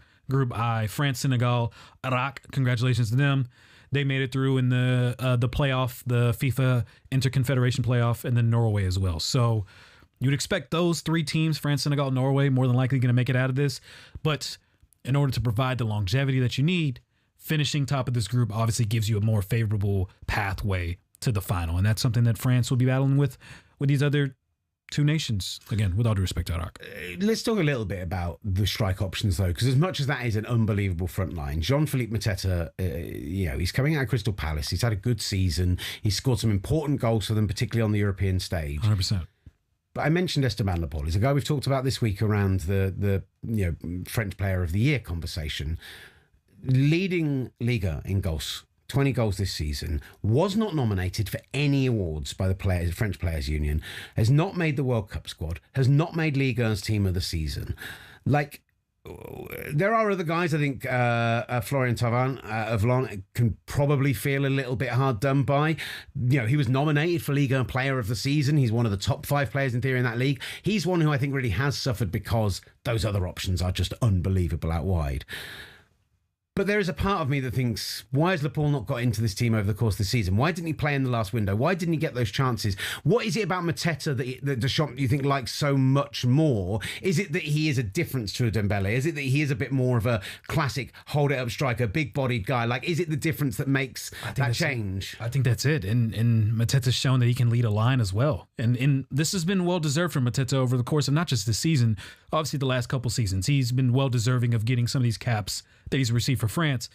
But the other part is, as easy as it is to question why someone's not in it, who is he going to replace? Yeah, it's embarrassing. France is stacked. France is Dembele, Doué, Mateta, Mbappe, Barcola, Olise, Marcus Thuram, who we haven't even mentioned yet. Yeah. Like, some of these guys are not going to play. Yes, we want to talk about this depth, but it's too much depth. They could literally make three squads. Play 6 forwards. Just play 6 forwards. You'll be fine. They might have to. Like, Turkey's going to have to play in the midfield. Even though they have him listed as a forward, he's going to have to be a creative midfielder to help add depth in the midfield. And then there's probably somebody else that's going to drop in the midfield as well because they're going to need more bodies in the midfield. So it's unfortunate. Esteban Laporte, well-deserving of playing in this World Cup for France or any other nation. It's just, unfortunately, France just has way too much quality and too much talent. And as we've seen, some of the Francophone players who typically could have been called up for a nation like France are going to their native countries of Cameroon, of other West African nations, just because they realize the reality. They're not going to get called up for France because it's just too many great players. Guess what? We didn't get time to talk about the fact that Brighton's Matoma missed out on the Japan squad after suffering that hamstring injury against Wolves last week. We didn't get a chance to talk about the announcement of the Belgian squad either. Ivory Coast just got announced as we were just on air, and there's a lot of thoughts I have about this team because I really like the young talent on the squad. Hey, listen, we're going to be on 5 days a week. Yes. All the way up until June the 8th, when the World Cup week starts, when we go 7 days a week here on the S Word, from the talkSPORT YouTube channel, from the talkSPORT S Word YouTube channel. This is just an appetizer. Well, we are just, this is an appetizer. There's going to be so much time to prepare for this World Cup, to prepare you for this World Cup, to preview every group, to preview every game, to preview every stage of the biggest and maybe greatest World Cup of all time, played across 3 nations, particularly in your great nation of the USA, America, where we're broadcasting to. Stop it. But for now, thank you for joining us this week. It's been a brilliant week, full of sensational guests. Keep checking out the fine action across our YouTube channel, and thank you for enjoying the S Word. America! The daily deep dive into the world of football. The S Word from talkSPORT.